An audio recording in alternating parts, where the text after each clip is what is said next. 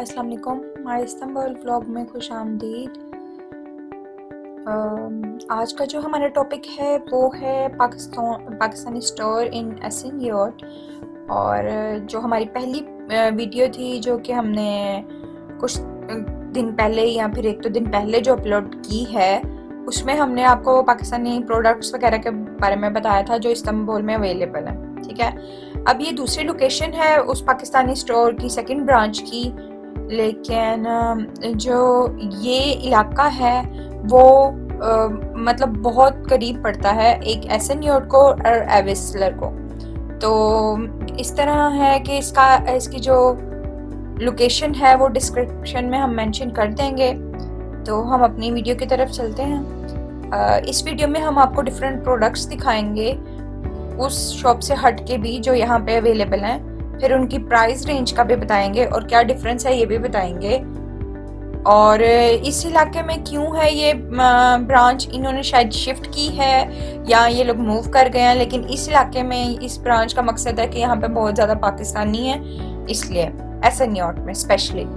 तो that's why उन्होंने ये आगे जो है वो इस्टेब्लिश की है यहाँ पे अपनी आके शॉप। तो ये चने की दाल वगैरह है जो कि यहाँ पे बहुत रेयर मिलती है और काफ़ी महंगी मिलती है अगर मिल भी जाए। और ये माश की दाल है जो कि नहीं मिलती है। काले चने भी इतने इजीली नहीं मिलते, मिलें भी तो इतनी अच्छी क्वालिटी के नहीं होते, क्योंकि यहाँ पे हर चीज़ अच्छी क्वालिटी में है, नो डाउट, जो तुर्किश प्रोडक्ट्स हैं।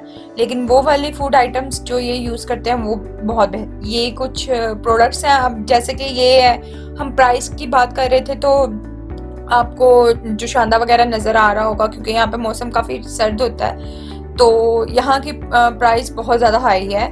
अगर इसके एक साशे की बात करें तो ये पाकिस्तानी 40 रुपीज़ में अवेलेबल है, जबकि पाकिस्तान में 10 मैक्सिमम होता है या 15 का मिल जाता होगा अब। तो ये बाकी प्रोडक्ट्स हैं और जो यहाँ पे टोटली नहीं मिलती हैं, लेकिन आप इनका अल्टरनेट इस्तेमाल कर सकते हैं। ये कुछ हेयर ऑयल हैं जो यहाँ पे अरेबिक शॉप से मिल जाते हैं इजीली।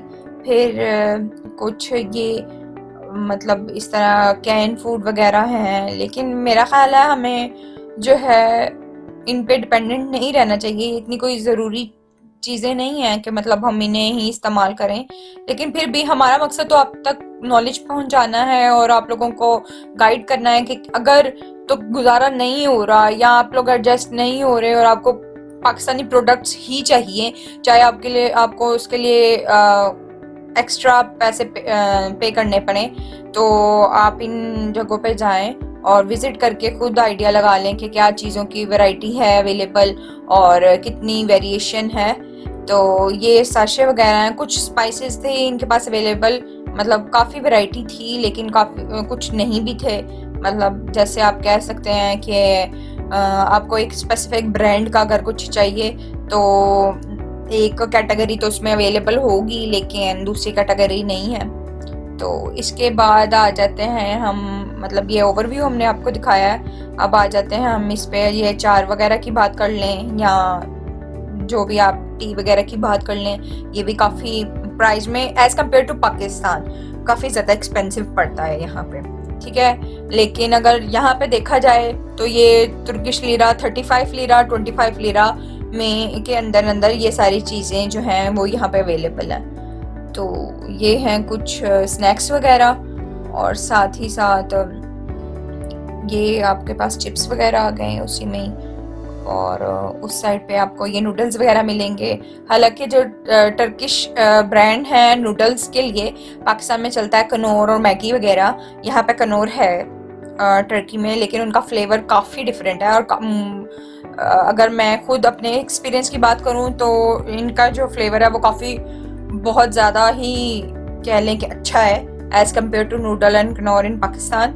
और साथ में इनके सॉसेज वगैरह जो हैं वो काफ़ी बेहतर हैं। तो मर्ज़ी फिर भी इंसान की अपनी अपनी होती है कि उसने क्या यूज़ करना है और उसकी रिक्वायरमेंट क्या है, लेकिन इंसान को एक बार सोच लेना चाहिए कि विद इन बजट जो है आप सही फैसला कर रहे हैं कि नहीं। और रही बात अगर ज़रूरत की बात करें तो ये जो राइस हैं, अगर आप वाकई पाकिस्तानियों का अगर राइस के बगैर गुजारा वाकई नहीं होता। यहाँ पे अरेबिक राइस मिलते हैं टर्की में, अरेबिक शॉप पर भी आपको मोस्टली अरेबिक राइस ही मिलेंगे। तो अगर आपको पाकिस्तानी मिलना है तो पाकिस्तानी राइस चाहिए तो आपको इस शॉप से पाकिस्तानी राइस मिलेंगे, और वो अच्छी प्राइस में है। मतलब कि वो 150 लीरा तक है, जो पाकिस्तानी 10 kg, जो पाकिस्तानी 3000 रुपीज़ बन रहा है। ठीक है, तो उनको मतलब जो उनकी किस्म होती है, जैसे सेला चावल हो गया, बनास्पति, इस तरह की उनके पास वैरायटी, और काफ़ी अच्छे चावल हैं, और मैंने पर्सनली एक्सपीरियंस करके देखा हुआ है, और उनकी प्राइस भी अच्छी है। और इसके अलावा ये जो क्विक खीर वगैरह और क्विक फूड है, वो मुझे पाकिस्तानी अगर प्राइस में कंपेयर करती हूँ तो वो मुझे काफ़ी एक्सपेंसिव लगे थे। तो ये मसाले जो हैं ये भी मुझे थोड़े एक्सपेंसिव लगे थे, लेकिन जैसे ये 5 लीरा का एक पैकेट था, और जो अगर प्राइस रेंज देखी जाए तो 100 से ऊपर ही प्राइस बनती है, और पाकिस्तान में तो इतना महंगा नहीं है ना।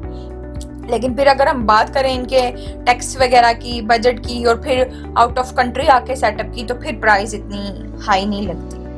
तो हमारे चैनल को प्लीज़ सब्सक्राइब करें और लाइक करें और शेयर करें, और मज़ीद इंफॉर्मेटिव वीडियोस के लिए फॉलो अप करें, और नीचे जो लिंक वगैरह मेंशन किए हैं उन पे भी हमें जाकर फॉलो करें। Thank you so much.